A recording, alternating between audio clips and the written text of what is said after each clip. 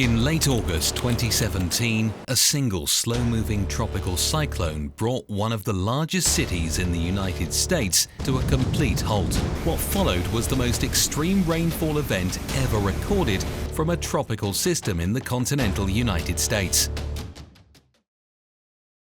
The human cost began even before the catastrophic flooding made headlines. On the night of August 25, 2017, as Hurricane Harvey made landfall near Rockport as a Category 4 storm, at least 3 people lost their lives in the initial wind and storm surge phase. 60-year-old David Garcia and his wife Norma were inside their mobile home in Rockport when the structure was torn apart by sustained winds of 130 miles per hour and gusts up to 145 miles per hour. David Garcia was killed instantly. Norma survived with severe injuries. In the nearby town of Fulton, 55-year-old Jose Hernandez was attempting to secure his fishing boat ahead of the storm surge when he was swept away by rapidly rising water. His body was recovered 2 days later. A third fatality occurred in the same area when a man was struck by debris from collapsing structures. These early deaths highlighted the extreme destructive power of the hurricane's initial landfall and served as an early warning of the scale of the disaster that was only beginning to unfold. The meteorological history of Hurricane Harvey began on August 17, 2017, when the National Hurricane Center detected a tropical wave emerging off the west coast of Africa. The disturbance traveled westward across the Atlantic Ocean at an average speed of 15 to 20 miles per hour, with only minimal organization for nearly 6 days. On August 23rd, the system entered the exceptionally warm waters of the central Gulf of Mexico. Sea surface temperatures ranged from 86 degrees Fahrenheit to 88 degrees Fahrenheit, that's 30 to 31 degrees Celsius, well above the 78.8 degrees Fahrenheit threshold typically required for tropical cyclone development. Combined with low wind shear and high mid-level moisture, these conditions allowed rapid intensification. By 4 p.m. Central Daylight Time on August 23rd, the system was upgraded to Tropical Storm Harvey. Just 24 hours later, on August 24th, it strengthened into a Category 1 hurricane. The storm maintained a steady northwestward track toward the Texas coastline throughout this period. At 10 p.m. Central Daylight Time on August 25, 2017, Hurricane Harvey made its first landfall near Rockport, Texas, as a Category 4 hurricane with maximum sustained winds of 130 miles per hour and a minimum central pressure of 938 millibars. The storm produced wind gusts as high as 145 miles per hour in Aransas County.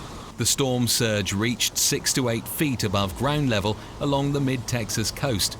More than 95% of all homes in Rockport sustained damage, with approximately 1,500 structures heavily impacted or destroyed. Power outages affected over 300,000 customers immediately after landfall. After coming ashore, Harvey began to weaken rapidly due to friction with land. By the morning of August 26th, it had been downgraded to a tropical storm. Its forward speed decreased dramatically to less than 10 miles per hour, and the center turned slightly to the northeast while moving across Aransas, San Patricio, and Refugio counties. Beginning on August 26th and lasting through August 28th, Harvey exhibited one of the most extreme stalling patterns ever observed in a tropical cyclone affecting the United States. A large high-pressure ridge centered over the southeastern United States created a blocking pattern that prevented the storm from moving eastward. As a result, the center of Harvey drifted at speeds often between 2 and 3 miles per hour, sometimes nearly stationary for several hours.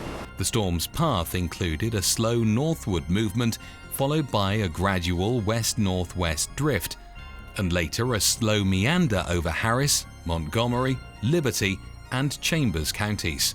This prolonged stalling allowed the storm to remain over the same geographic area for nearly 3 full days, while continuously drawing deep tropical moisture from the Gulf of Mexico through a process known as training rain bands. Meteorologists at the National Hurricane Center and local weather forecast offices issued increasingly urgent flash flood warnings during this period. The stalling of Harvey produced rainfall totals that shattered previous records. Between August 27th and 29th, multiple locations recorded over 40 inches of rain. The highest officially verified total came from Nederland, Texas, where 60.58 inches of rain fell, the highest amount ever recorded from a tropical cyclone in the contiguous United States, surpassing the previous record set by Hurricane Amelia in 1978. Other notable totals included 51.88 inches in Baytown, 49.2 inches in Hankamer, and over 45 inches in several parts of Houston. The Houston metropolitan area received an estimated 27 trillion gallons of water during the entire event, enough to cover the entire state of Texas with approximately 5 inches of water if spread evenly. The flat topography of the coastal plain, combined with already saturated soils from earlier rains in May and August, greatly exacerbated the flooding. The combination of record rainfall and extremely low movement of the storm center led to catastrophic flooding. More than 80,000 people were rescued from floodwaters, one of the largest water rescue operations in American history. The United States Coast Guard alone conducted more than 11,000 rescues, while the Texas National Guard, Houston Police, and thousands of civilian volunteers using personal boats contributed thousands more. Interstate 10 and Interstate 45 became impassable for days. Entire neighborhoods in west and southwest Houston, including Mayorland, Bel Air, and the Energy Corridor, were submerged under 3 to 6 feet of water. The Addicks and Barker reservoirs, built in the 1940s to protect downtown Houston, reached 100% capacity and began controlled releases, causing additional flooding in upstream communities. As the center of Harvey slowly drifted eastward on August 29th and 30th, secondary disasters developed. On August 29th, flooding at the Arkema chemical plant in Crosby caused a loss of power and cooling, leading to the decomposition of organic peroxides and the release of toxic fumes and smoke. A mandatory 1-mile evacuation zone was established around the facility. In Beaumont, the city's primary water treatment plant was flooded on August 30th, resulting in a complete loss of potable water for more than 100,000 residents for several days. Several hospitals were forced to evacuate patients by boat, including the Memorial Hermann Hospital system. Multiple petrochemical facilities were also inundated, raising long-term environmental contamination concerns.